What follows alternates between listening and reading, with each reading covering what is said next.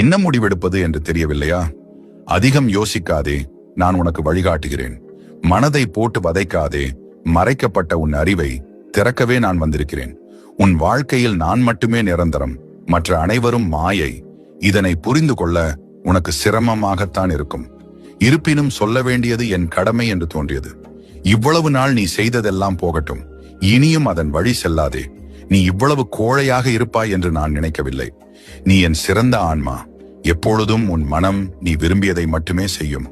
ஆனால் உன் அறிவோ உனக்கு எது நல்லதோ அதை மட்டுமே சொல்லித்தரும். சிறிது நேரம் கண்களை மூடி உன் மனம் என்னும் மாயையை தள்ளி வைத்துவிட்டு இதை கேள். நான் தான் உன் அறிவு, நான் தான் உன் குரல், நான் தான் உன் பிரபஞ்சம், நான் தான் உன் எல்லாம். நீ செய்து கொண்டிருக்கும் செயல் உனக்கானது அல்ல. உன் நிழல் போல தொடரும் எதுவும் உன்னுடன் கடைசி வரை வரப்போவது கிடையாது. உனக்கெனவே இருப்பவற்றை